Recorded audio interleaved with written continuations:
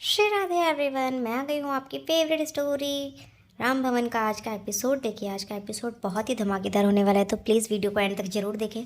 Channel पे नए हैं तो चैनल को सब्सक्राइब करना, बेल आइकन को प्रेस करना बिल्कुल ना भूलें। एपिसोड की शुरुआत में हम देखते हैं कि जो जितेंद्र होता है वो रोम को बहुत बहुत बहुत भला बुरा सुनाता है और वो बोलता है कि गायत्री की हमेशा गलती नहीं होती, तुम्हारी भी गलती होती है और तुम्हें ऐसा लगता है कि सिर्फ तुम ही सही हो। तो ऐसा नहीं है ओम, तुम हर बार अपनी गलतियों को नज़रअंदाज करके दूसरों के ऊपर ब्लेम करना बिल्कुल भी तुम्हारा ये शोभा नहीं देता। और तुम इस तरीके से तुम गायत्री के बोलते थे तो मैं समझता था, तो भी मैं अवॉइड करता था उस चीज़ को समझने के लिए। लेकिन तुम आज अपनी पत्नी के साथ भी वैसा ही व्यवहार कर रहे हो, ये बहुत ही गलत है ओम। अगर दोबारा ये आज जो हुआ है वो होगा तो फिर माँ बाबू के पहले मैं तुम्हें ठीक कर दूंगा, तो फिर तुम इस बात को ध्यान रखना।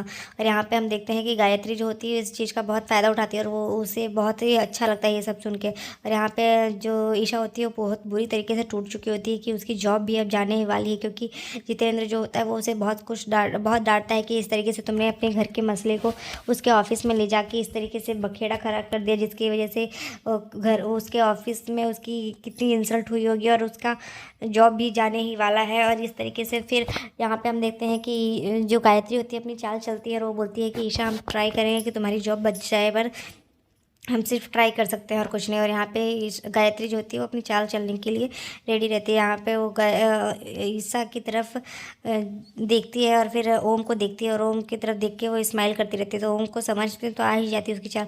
यहाँ पे सब लोग चले जाते हैं और यहाँ ईशा जो होती है बहुत बुरी तरीके से टूट चुकी होती है, ऊपर उसका फ़ोन गिर जाता है और वो फ़ोन उठा के देखने ही लगती है और उसे याद आती है। तभी जो गायत्री होती है वो उसकी इस तरीके से फ़ोटो खींच लेती है, उसको टूटता हुआ देख के, रोते हुए देख के वो उसकी फ़ोटो खींच लेती है और फिर उसको भेज देती है अपनी फ्रेंड को। और वो जैसे ही वो फ़ोटो देखती है तो वो खुश हो जाती है कि वाह कितना अच्छा लग रहा है, इस तरीके से ये रोते हुए कितनी अच्छी लगती है।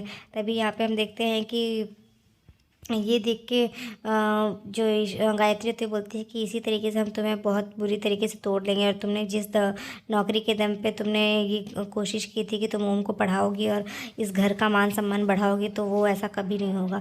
इस घर में सिर्फ मेरे टुकड़ों पे ही सब पलेंगे।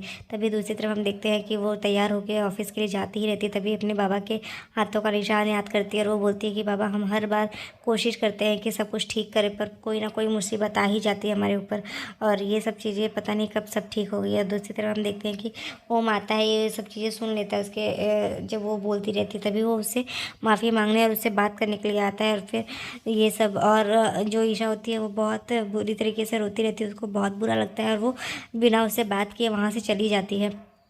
क्योंकि ओम के साथ वो बात नहीं करना चाहती, क्योंकि ओम की वजह से ही उसकी जॉब जाने ही वाली रहती है। तभी यहाँ पे हम देखते हैं कि ओम जो होता है वो बहुत ही गुस्सा आ जाता है उसको कि हम कितनी कोशिश कर रहे हैं इससे बात करने के लिए, पर ये बात ही नहीं कर रही, बस इसी इसी ये ईगो की वजह से इसके कल ये सब हुआ था। और यहाँ पे हम देखते हैं वो जैसे ही जाती रहती है तो उसकी जो सासू माँ होती है वो बोलती है कि बेटा खाना तो खा के जा, अगर नहीं खाएगी तो फिर और कमज़ोर पड़ जाएगी। तो बोलती है कमज़ोर तो पड़ ही गया है वहाँ पर, क्या करें अब, जो है वो फेस करना पड़ेगा। तभी यहाँ पे हम देखते हैं छुटकी जो होती है वो बोलती है कि सबको पता है कि कौन गलत है क्या हुआ है, पर कोई भी इस चीज़ों को एक्सेप्ट नहीं करना चाहता। तभी यहाँ पे हम देखते हैं कि ओम ये बातें सुन लेता है और ओम उससे पूछता है कि क्या बोल रही थी छुटकी तू नीचे माँ से। तो बोलती है कि ये सब चीज़ें जो की हैं वो वो सब गायत्री भाभी ने किया है, बाबूजी को भड़काया है, जिसकी वजह से वो इतना हाइपर हो गए थे। तो फिर यहाँ पे हम देखते हैं दूसरी तरफ ओम को सारी बातें समझ आ जाती है और वो सोचता है कि मैंने किस तरीके से उसके साथ पेश आया और किसी और की गलती का सज़ा मैंने गायत्री भाभी की जगह पे मैंने ईशा के ऊपर लगा दिया था। वो तो हमारा हमेशा भला ही चाहती थी, तो भी हमने कितना कुछ उसे भला बुरा बोल दिया और किस तरीके से उससे पेश आया था।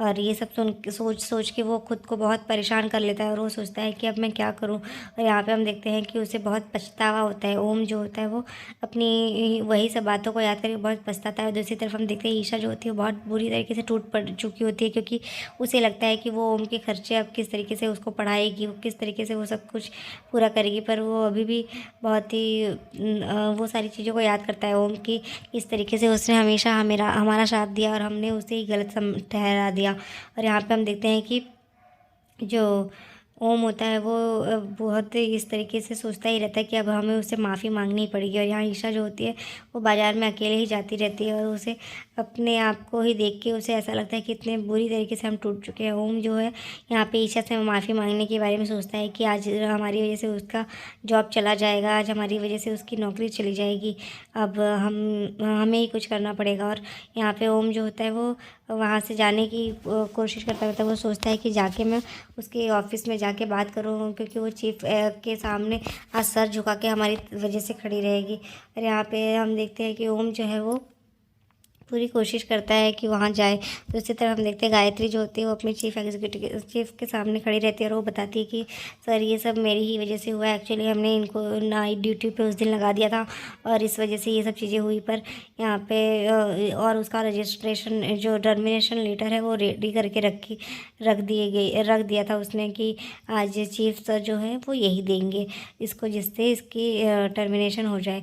और यहाँ पे हम देखते हैं कि चीफ जो होते हैं वो बोलते हैं कि तुम्हें ये सब चीज़ें सोच समझ के रखना चाहिए था, अपनी प्रोफेशनल लाइफ और पर्सनल लाइफ को अलग रखना चाहिए। तुम्हारे हस्बैंड ने आज इधर की प्रॉपर्टी भी डैमेज की है जिसको हमें भुगतना पड़ेगा, तुम्हारे सैलरी में से ही वो सब चीज़ें जाएगी। यहाँ पे हम देखते हैं कि वो ईशा जो होती है बहुत बुरी तरीके से टूट चुकी होती है और वो रोती ही रहती है कि अब क्या करेगी वो।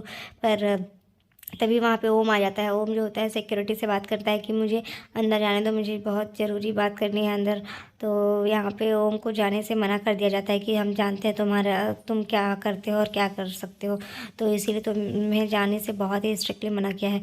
यहाँ पे जो चीफ होते हैं वो उससे बोलते हैं कि तुम्हें आज तुमने जो भी किया है लेकिन उसकी वजह से तुम्हें ये लेटर दिया जाएगा। तो वो जैसे ही वो लेटर खोलती है तो यहाँ पे गायत्री जो होती है वो शॉक्ड रह जाती है, ये दूसरा लेटर क्या है। तभी वो जो ईशा होती है वो पढ़ती है तो उसमें प्रमोशन लेटर रहता है, जो कि ईशा की प्रमोशन रहती है उसमें जूनियर मैनेजर के पोस्ट पे। तो यहाँ पे हम देखते हैं कि ये सुन देख के वो बहुत ही खुश हो जाती है।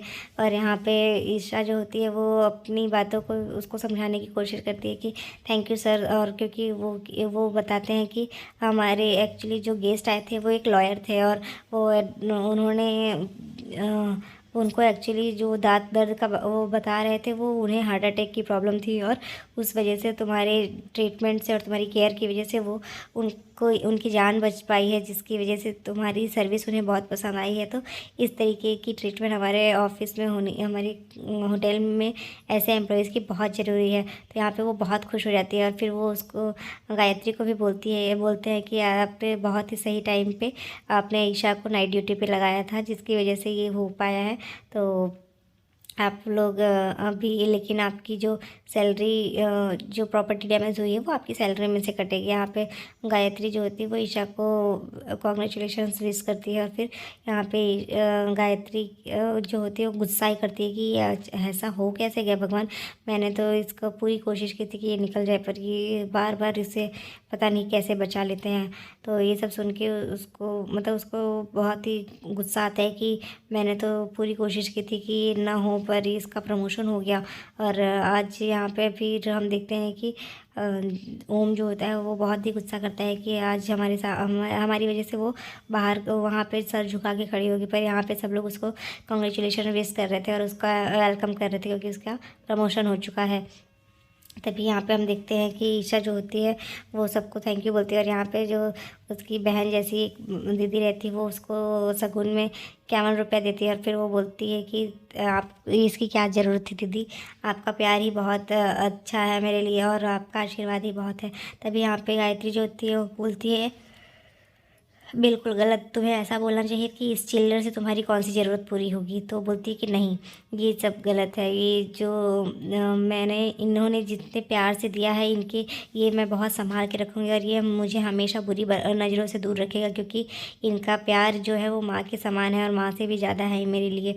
तो ये बहुत ही इनका प्यार जो है वो मुझे बहुत हमेशा प्रोटेक्ट करके रखेगा। तो ये सब चीज़ें सुन के वो बहुत ही जेलसी रख करती है ईशा जो है उससे।